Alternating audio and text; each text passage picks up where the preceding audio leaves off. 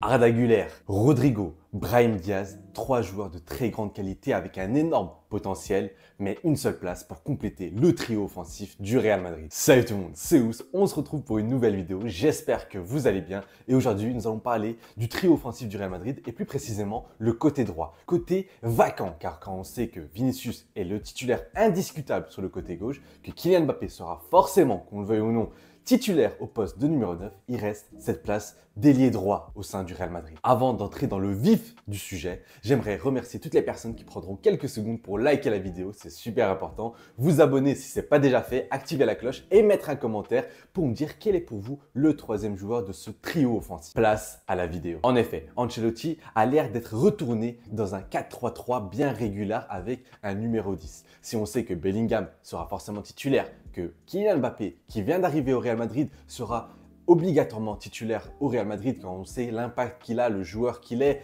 et qu'on le veuille ou non, parce que je sais que Kylian Mbappé est un joueur qui ne fait pas l'unanimité au sein de la communauté madrilène, il sera titulaire à la pointe de l'attaque. Et Vinicius, évidemment, le postulant au Ballon d'Or, si ce n'est le favori au Ballon d'Or, sera titulaire sur le côté gauche, ce qui nous donne une place libre sur le côté droit. Je pars du principe qu'Ancelotti partira sur un 4-3-3 avec Kylian Mbappé, forcément ça change un peu la donne, mais aussi parce que les premiers matchs de pré-saison face à l'AC Milan et le FC Barcelone, ils sont partis sur un 4-3-3 avec ballon et un 4-4-2 à plat sans ballon. Donc nous avons là trois joueurs de très grande qualité. Rodrigo, le côté brésilien, Arda Güler, le turc, et Brahim Diaz, le marocain. Commençons pour le récent international marocain Brahim Diaz. Celui qui a explosé très jeune à Malaga, puis à Manchester City avant d'être transféré au Real Madrid. Arrivé un peu trop jeune, il n'a pas eu sa chance au sein du Real Madrid, au sein de la capitale. Il a été prêté à l'AC Milan où il a rendu de fiers services. Très jeune, on a compris que c'était un joueur très talentueux avec une vraie finesse ballon au pied. Il était ambidex, capable de jouer pied droit, pied gauche, capable de jouer sur tous les côtés de l'attaque, que ce soit à gauche, à droite ou en numéro 10, il a impressionné du côté de l'AC Milan, ce qui lui a valu un bon de retour au Real Madrid. Son défaut principal était l'irrégularité. En effet,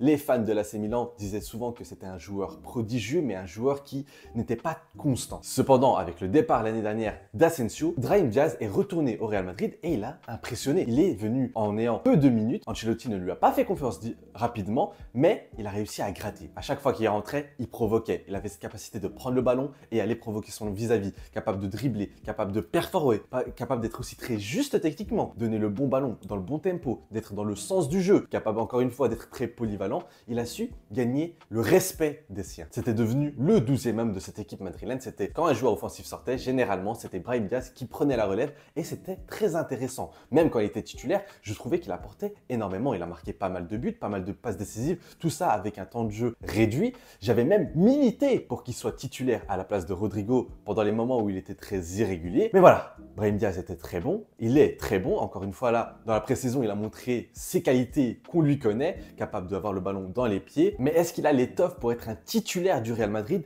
Ça, j'ai encore des doutes. Il faut que je le vois encore plus jouer, mais la concurrence est très très rude. Je pense que je le vois toujours comme un joker de luxe, c'est-à-dire le 12e homme qui va rentrer quand un des offensifs déçoit ou qui n'est plus en forme. Il n'est pas capable de prendre la profondeur, mais ça j'ai envie de dire, quand tu vois le trio offensif, quand tu vois qu'un Kylian Mbappé va forcément prendre la profondeur, qu'un Vinicius est un joueur qui attaque la profondeur, le troisième offensif n'est pas obligé de prendre la profondeur. D'ailleurs, il apporte une capacité de dribble différente que celle de Vinicius, qui est un joueur de percussion, mais qui va très vite, qui prend l'espace, qui attaque l'espace, alors qu'un Brahim Diaz va plus repiquer dans l'axe, va plus garder le ballon. C'est aussi un joueur de possession.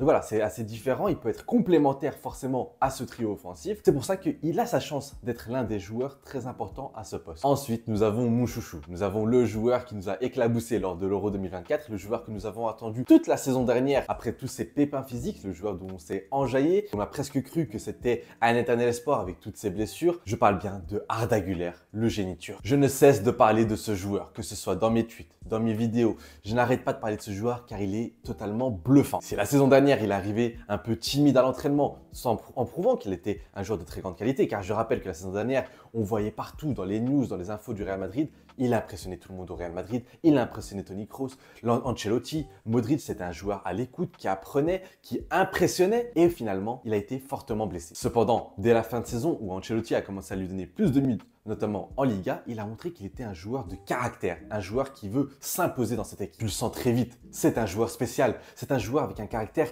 atypique, c'est un joueur qui ne se cache pas, qui ne se cache plus, c'est un joueur qui s'est amélioré physiquement. D'ailleurs, il a impressionné impressionner le staff technique qui se disent quel talent, quel joyau ils ont au sein de leur équipe, au sein de leur club. Dans le profil, c'est un joueur qui pourrait jouer numéro 10. C'est vrai qu'il pourrait libérer cette place d'ailier droit. Mais dans le cas où on joue sans numéro 10, en tout cas si le poste de numéro 10 n'est pas pris par Jude Bellingham, Arda Güler est un joueur talentueux et qui peut apporter énormément avec sa patte gauche. Il est très différent de Rodrigo et Brahim Diaz car il a cette capacité d'être un meneur de jeu. Il est capable de décrocher pour toucher énormément de ballons, de prendre le jeu à son compte, de pouvoir influencer dans le jeu. Très très bon en coup de pied arrêté, que ce soit en corner ou en coup franc, il est assez bon. On l'a vu encore une fois avec la sélection turque où il a été l'un des leaders car il a ce trait de caractère d'être un leader d'une équipe. Et là, on l'a vu encore une fois face au FC Barcelone, face à l'AC Milan, il était celui qui donnait des conseils, qui encourageait ses coéquipiers alors qu'il n'a que 19 ans. Je le trouve tout simplement bluffant, sa manière de jouer est exceptionnelle. Il est là, il chatouille le ballon quand il le touche, des contrôles magnifiques, capable de garder le ballon qui lui colle au pied, capable d'éliminer, il a une capacité de dribble. Avec son centre de gravité très bas, ça lui permet d'être très difficilement bousculé, très difficilement de lui retirer le ballon, et ce qui fait de lui un joueur très important. Il a aussi une très grande justesse technique, que ce soit dans le dernier tiers du terrain ou dans la capacité de garder le ballon. C'est un joueur de possession. Il n'attaque pas forcément à la profondeur, ce n'est pas un joueur très rapide.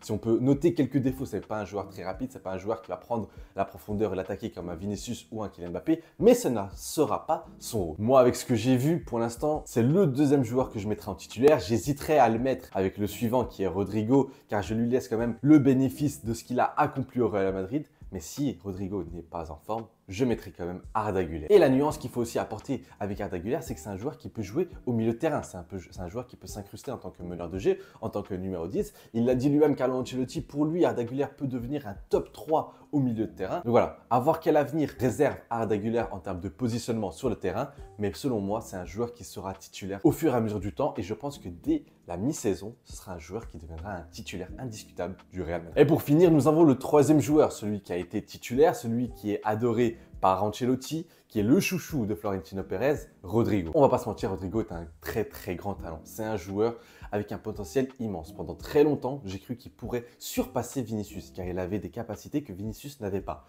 Lui n'a pas la profondeur d'un Vinicius, mais Rodrigo a cette capacité de combiner avec les grands joueurs. Je me rappelle des situations avec Karim Benzema, il avait cette manière de combiner très facilement dans les petits espaces. Il était très juste techniquement devant le but. Pour moi, au début, il avait cette capacité de finir les actions de manière insipide. Mais le problème de Rodrigo, c'est son irrégularité. La saison dernière, je pensais qu'il allait prendre les clés du camion. C'est-à-dire que Karim Benzema quittait le Real Madrid. Je pensais qu'il allait être ce joueur qui allait prendre un peu le jeu à son compte avec Vinicius. Vinicius a su le faire quand Eden Hazard a été à ses moyens. Il a su montrer qu'il était le patron et qu'il allait devenir indiscutable. Rodrigo, non. Il a eu des séquences très très fortes. Il a eu des moments marquants la saison dernière. Sauf qu'il a eu des moments aussi, des trous d'air, ou peut-être des 10 matchs sans marquer de but. Des 10 matchs sans être imposant dans le jeu. Parfois, il est trop caché. Il se cache beaucoup trop quand il y a de la difficulté. On se rappelle la demi-finale face à Manchester City où il rentre et il met un doublé. Mais quand il était titulaire, j'ai eu du mal. J'ai eu du mal avec Rodrigo. C'est un joueur très talentueux. Évidemment, je ne l'enterre pas, mais pour moi, on est sur une saison charnière. Si cette saison, que je pense, il va partir titulaire parce que ça reste Rodrigo et qu'il a un statut au Real Madrid, mais pour moi, si cette saison, il ne confirme pas, il ne montre pas qu'il est un joueur qui peut être un leader de cette équipe madrilène, pour moi, en fait, c'est pire que ça. Je pense qu'il quittera le Real Madrid car son poste de prédilection, on le sait, c'est soit dans l'axe, soit en tant qu'ailier gauche. Ailier gauche, il n'aura jamais ce poste car il y a Vinicius, il y a Kylian Mbappé et il y a même Jude Bellingham qui a tendance à jouer dans le demi-espace gauche. Donc, il est voué à jouer en tant qu'ailier droit. Maintenant, ailier droit, il n'a pas toutes ses qualités. Ses qualités sont celles d'un ailier gauche, mais il est capable d'être un top joueur sur la droite. À voir maintenant ce que va faire Rodrigo. Est-ce qu'il va se plier au collectif? Est-ce qu'il va se plier à ce rôle d'ailier droit sans jamais devenir réellement un ailier gauche et sans jamais du coup atteindre son potentiel maximum qui est selon moi sur l'aile gauche? Je sais pas, j'ai des doutes, j'attends de voir cette saison. Je pense qu'il va partir titulaire, mais s'il est irrégulier comme il a été la saison dernière, un Arda Güler ou même un Brahim Diaz peut lui prendre sa place. En conclusion, pour le début de saison, je vois partir Rodrigo en tant que titulaire pour son statut, car c'est le chouchou de Pérez. Il est très apprécié par Ancelotti pour le travail qu'il effectue sur le côté droit. Mais je vois quand même Arda Güler devenir un titulaire et s'il faut que ça passe par le côté droit, je pense qu'il prendra la place d'un Rodrigo et que moi j'irai même plus loin, je pense qu'en fin de saison, si Rodrigo n'a pas confirmé, il s'en ira du Real Madrid. Brahim Diaz sera le joker de luxe. Lui aussi, j'ai l'impression qu'il est voué un jour ou l'autre à partir du Real Madrid s'il veut devenir un titulaire indiscutable car il est dans une période où le Real Madrid a un trio offensif exceptionnel sans oublier le petit Endrick qui sera là pour jouer les double faites. Donc je le vois en tant que dynamiteur qui rentre à la 60e minute, qui joue parfois les matchs pour reposer les Vinicius, les Rodrigo ou même un Kylian Mbappé, mais je le vois malheureusement pas atteindre ce stade de titulaire indiscutable, un peu à l'image d'un Asensio, de devenir ce joker de luxe du Real Madrid. Voilà la fin de cette vidéo, j'espère qu'elle vous a plu. J'ai voulu parler un peu de ce troisième rôle au sein du Real Madrid, qui est un rôle très important, qui va venir combler et voir s'il y a une certaine complémentarité avec Kylian Mbappé et Vinicius. Non seulement il faut attendre une complémentarité entre Vinicius et Kylian Mbappé, mais aussi du trio en général, voir s'il va s'entendre aussi avec un Jude Bellingham qui aura un rôle aussi très atypique, très libre, capable de jouer à la fois 9, mais aussi 6, voire 8. Donc ce sera très intéressant d'analyser tout ça. Je ferai évidemment d'autres analyses quand on aura plus d'informations et plus de contenu. En attendant, je vous invite à vous abonner à la chaîne YouTube si ce n'est pas déjà fait, mettre la cloche de notification pour ne pas rater les prochaines vidéos, me mettre en commentaire qui selon vous sera l'ailier droit du Real Madrid cette saison, si pour vous Arda Güler peut prendre la place à un Rodrigo. N'hésitez pas à liker la vidéo aussi, c'est super important, ça m'aide grandement. Je vous dis à très vite, c'était Ous et un avis noé dans la mer.